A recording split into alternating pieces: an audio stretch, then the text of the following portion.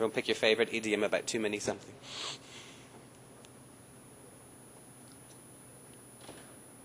Okay, you ready? All right, hello everyone. Again, thank you for being here. Okay, this is just going to be a short presentation. We're going to be talking about something I'm sure you all know about, which is task-based learning. Thank you, Gangnam, for being here. If we could just say a huge hi to everyone in the other branches who will be watching. So 1, 2, 3. Hi. They're a friendly bunch here. Okay, so specifically today we are going to be looking at task-based learning as it's used in SLE. I won't go too much into the theory. Hopefully you've all got this handout. There's just a little thing on the front page there, about what is task-based learning, and of course it's all about teaching language through realistic tasks. And those of you who teach SLE will know there are always certain tasks where students are just supposed to use the language without too much input for the teacher. That is the basic theory behind it. And in the real world, of course, it would be perfect that we all just learned our language through real-life situations, which is what you do with our first language. But that's a little bit more difficult in the classroom. Okay, we can't just take our students out all the time. We're going to the bank, we're going to the coffee shop. I just want you to go there and I'm just going to listen to you and see if you do it well. But of course we do that when we travel. Okay, everything I know about Spanish bureaucracy I learned from having to go through Spanish bureaucracy. Never try and get a wedding license when you're living in Madrid. It is the pit of abominations. And something else I noticed, I've just recently come back from Europe, and on the plane there was a wonderful flight attendant, but this was a Dutch airline. She was Korean, there to help out the Korean staff, and her English was very, very good. Obviously, she's been to a lot of classes, a lot of learning, but in the moment that she needed to do very polite instructions, she fell flat completely. And it was probably the first time, and I could tell she was quite new, that she needed an area of language that she didn't know. How do you speak here? And everything she said was a little bit too direct. The Dutch people took it as being a little bit rude. And that is the whole point of task-based learning, is not to be prescribed language, but to actually look at situations and what do you need to do that successfully. Okay? And you've all come across that at some point in your life with another language. Here in Korea, those of you who weren't fluent in Korean when you arrived, but clearly are now, the first time you went somewhere, you looked up a word, you looked up some expression, something that you knew would help you, and that a lot has to do with task-based learning. Now, like I said, in Pagoda, this mostly applies to our SLE program, because that is our speaking-based program. It also applies in some levels to PIP, but in a different way, and we'll look at that later.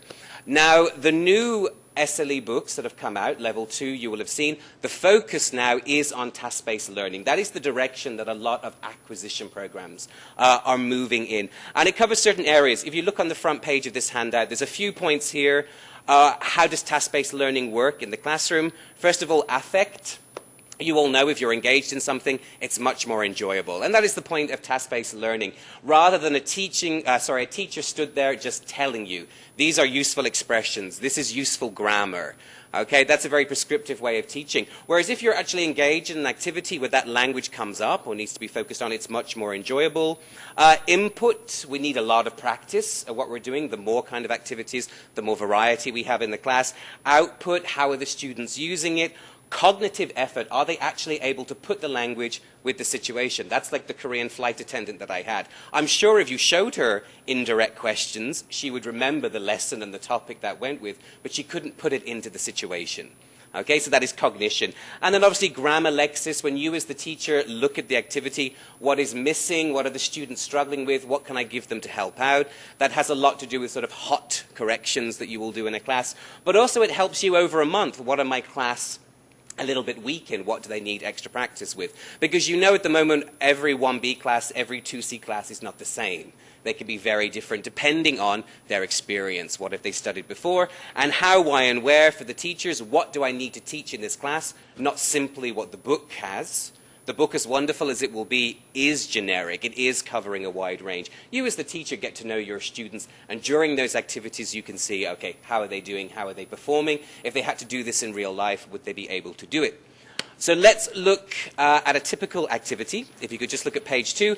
The books, the levels that we hear this most from about the difficulties that students have is level 3 and the advanced level, which at the moment are extremely topic-based, meaning we just introduce a topic, we introduce sometimes some idioms, some expressions, some phrasal verbs. Often we don't really need that language, and we're just discussing. Everything comes back down to, what do you think, what do you think, what do you think? And a lot of the time, the students don't progress because they're simply practicing what they already know. That is a topic-based class. At advanced level, that can make sense a lot of the time, practicing, keeping up with what you already know, adding a little bit more. But a lot of the time, and the students have told us, they get frustrated at this. We're just discussing. We're not learning anything new. Now, a typical one I hear a lot about from teachers is in 3B, this lesson on stereotypes and discrimination. Okay, which a lot of teachers simply skip over because they look at some of the questions. For example, do you feel uncomfortable talking about racism? Well, if that is your opening question and the students all say yes, well, that's the end of the lesson. You're not going anywhere. It'll ask you things like, have you ever made any racist jokes? I know very few people who would admit to that outside of the 1970s, okay? And a typical question, you can find this on page 46 of 3B, is this one on the page here. What stereotypes do you think foreigners have of Koreans and Korea? And of course, for a lot of students, that would be difficult. Why? Why would they not really want to answer that? Yeah, first of all, they're being negative about their own country. A lot of people don't like doing that. Anything else? Exactly. They probably don't actually know what foreigners think unless we tell them, unless they've been abroad and suffered discrimination or racism based on their ethnicity. A lot of this means that students won't really want to talk about this despite their level. And this is what teachers said. Students don't want to talk about these things. And I think that's fair enough. But it could work. There are, of course, situations when topic-based questions like this work. And here on the page, I put a few points. Students have background knowledge of the topic. That applies to a lot of things. If you're talking about immigration, if you're talking about the environment, if you're talking about work and careers, if your students know about this and they have an interest, then it's likely they'll have something to say about it. Secondly, are they confident enough to express their own opinions? A lot of students have maybe never talked about this before, or they maybe lack the language skills to actually talk about this. But in the class, we haven't bothered to teach this. We've simply said, what do you think? And we get very little in response. And also, in a topic-based discussion, you must have slightly differing opinions. All teachers have had that annoyance of hearing someone talk and go, I think this and this and this, and the rest of the class simply says, yeah, me too. I agree with her. And then you end up just with question, answer, question, answer. And when you're doing that, it feels more like an interview and less like an actual topic-based discussion. So the big thing at level 3 and advanced is adapting that topic into something more task-based. You look at an activity, and this is easy enough to do, where we can still use the same idea, still use the same topic, but I'm going to give them something that they focus on. And that is really the crux of task-based learning and task-based activities. I'm going to give them an activity that I know they'll enjoy, that they'll participate in, and that gives me two things. A, can they do it? Are they using the language? And also, what can I teach them following this? Is there something I need to do? So if you look further down the page, I've taken this same topic, stereotypes and discrimination, and I've changed it into a task-based activity. So here, this is very much an opinion gap. They're going to look at a few short ideas. The teacher sets it up. This is the pre-task. I went onto the internet to a website about Korea, and this is what some foreigners had said about personalities, people in Korea. And all I want you to do is, first of all, go through, decide do you think it's somewhat true, occasionally true, or not true at all. And then you're going to compare this with your partners and try and come up with a consensus. Do you think these things are true? So first of all, it's a little bit easier. It's not from the teacher. It's not from the book. It's from an outside source. And it's very simple. So we have something like, Koreans are so polite, it's hard to know them. Okay? And we hope by looking at that, depending on their experience, depending on their background, students will have slightly differing answers. Okay? Korean mothers are more important than wives. We start to bring in this idea of genders will have different ideas about this. And so students can do these simple little activities, turn to their partners, and then they have to try and come up with a consensus. So here, just like the first activity, do you think these are true? What do people think about you? We've already given you that part. And now you're just coming up with, do you agree or disagree? And in general, at that level, because they do have already a good amount of English, it gives you the chance as the teacher to listen to them. Are they actually doing it? Are they all agreeing or disagreeing? And then it doesn't become so important. It just is, are they talking about the subject? And at level 3 and into advanced, this becomes important because we do give far too much topic-based discussions. We're always just asking, what do you think about this? Parts A to Z. Okay, and that is one of the biggest criticisms about level 3 and advanced, is it tends to come down to just endless discussion questions about things. This is not in all books. In some of the books, they have introduced some some task-based activities, but usually teachers are quite exhausted by the topic and therefore just move away from it as quickly as possible, meaning, of course, that your classes tend to become a little bit too much free talking. Okay, the structure kind of comes out of it. There's always place for free talking, but this kind of activity is easier to do. It's a very good thing to do, especially in advanced in the first week, when you're getting to know new students. You're giving them something more focused to do when they still might be a little bit nervous about simply giving their opinions about things. When we redesign, when we come to look at level 3, this is something that we want to look at much more, because we've noticed that in level 3, for example, even just looking at numbers, it's going down now. People are looking for different types of classes. Really, only advanced students can sit and follow the art of conversation. At level 3, it's all about giving them those skills. When you go from 2C to 3A, you don't suddenly stop needing any English input, which is a lot of what happens. Those of you who've taught 3B, 3C will know there are usually huge amounts of idioms that are really not that useful and culturally specific. So we skip them and we don't really replace them with anything else. And that is the point of task-based learning here.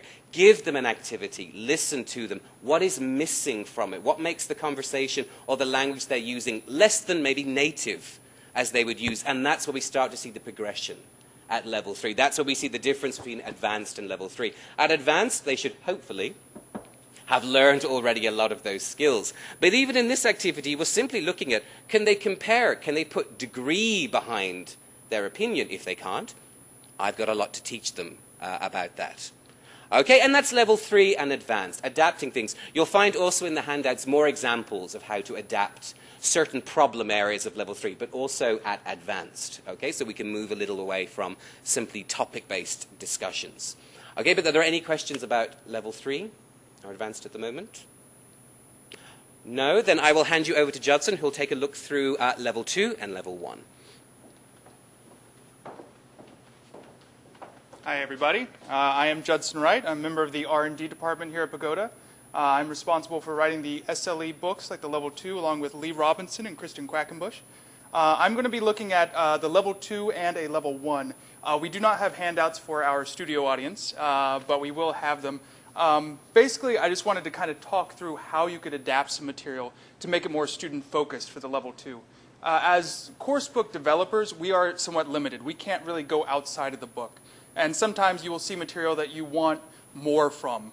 And really, we look at the SLE books as a toolbox. You can pick and choose a certain activity and make it into an entire lesson.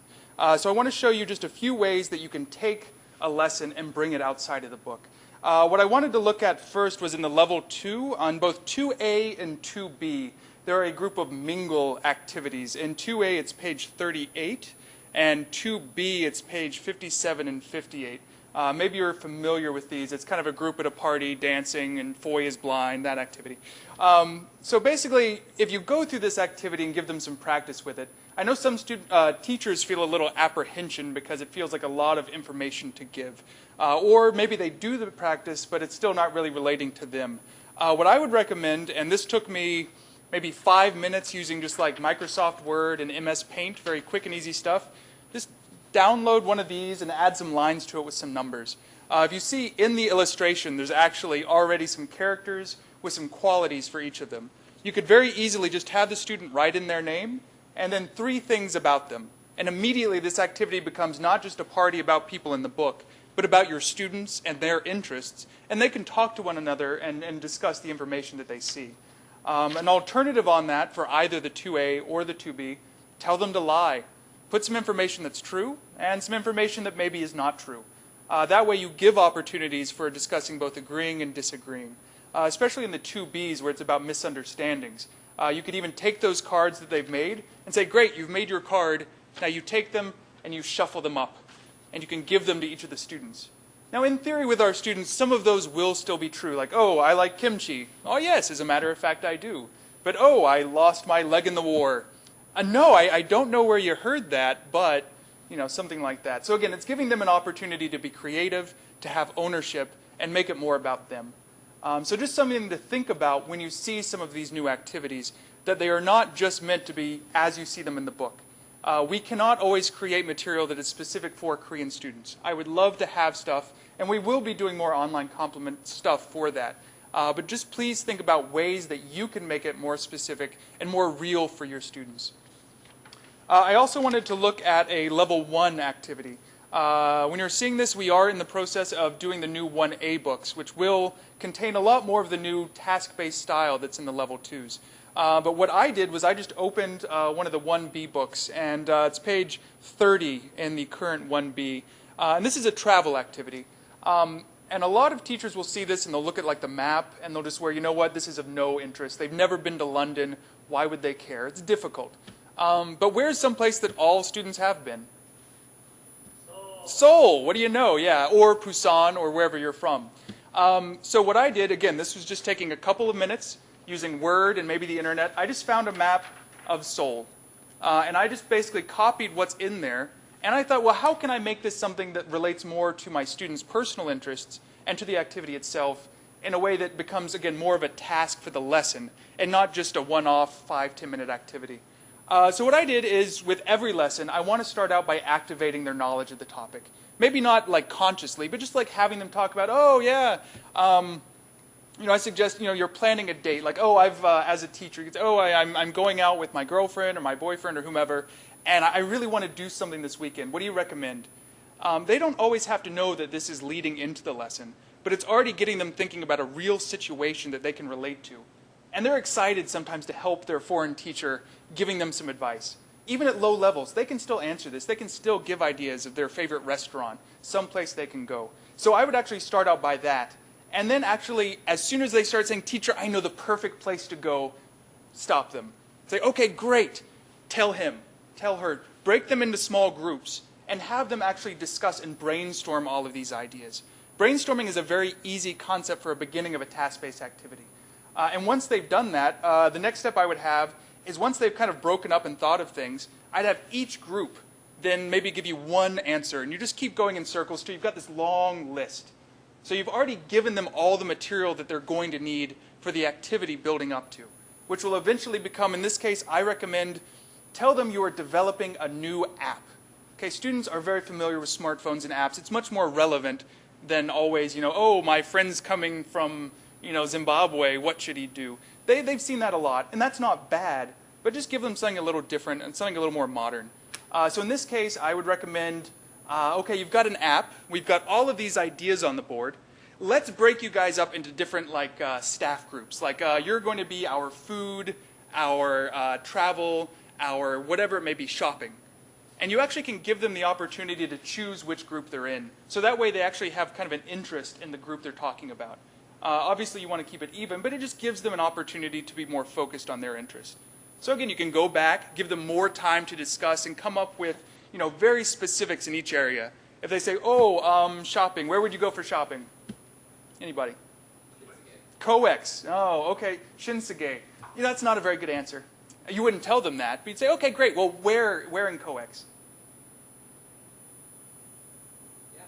The Apple Store. Oh, so why the Apple? So you want to keep thinking about making it more and more specific so that by the time they've finished, that editorial staff on shopping has a very specific idea of what they're going to do. And once they've done that, part of task-based reflection, you want them to actually talk about what they've discussed and think about the kinds of things that their group have discussed, kind of learning from their partners and learning from their own use of that language. And again, maybe have them actually write those different groups up on the board.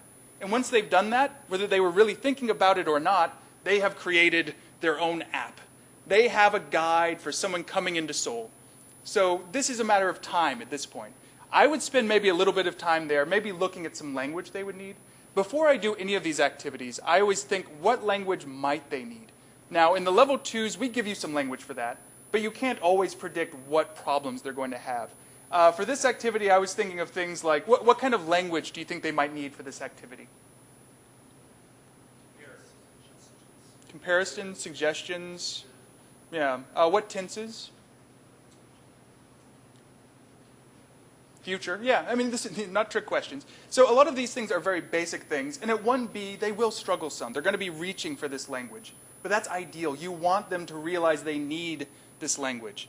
So if you have this prepared in your head, so that way you kind of know the kinds of things, and then that way you can focus on and give reflection.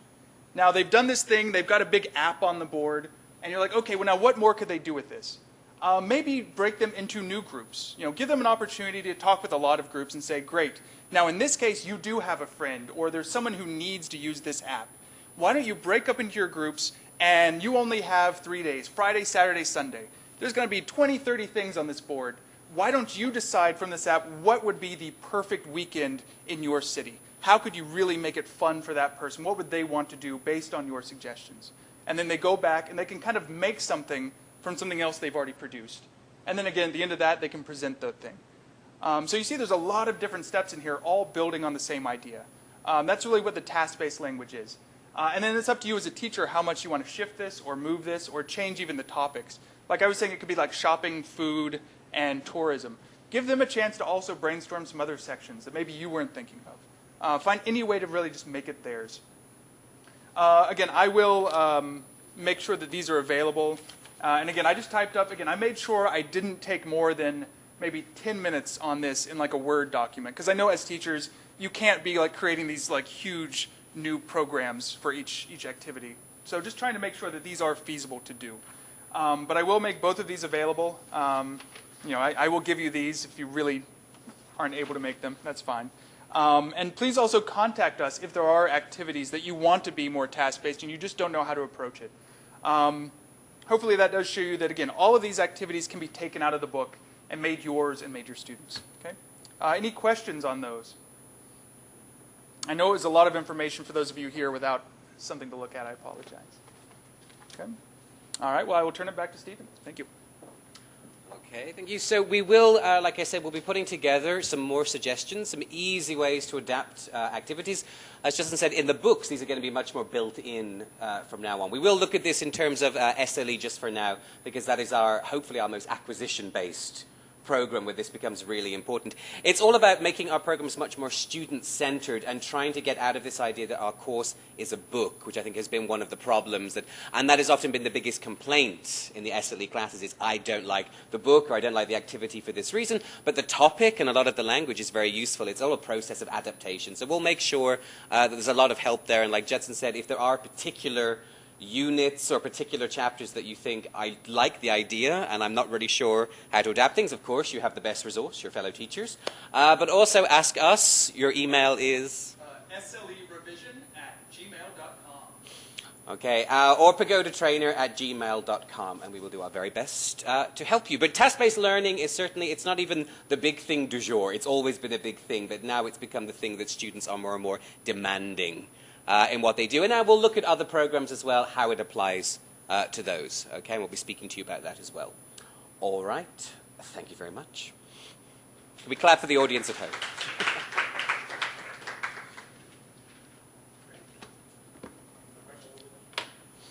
Yes.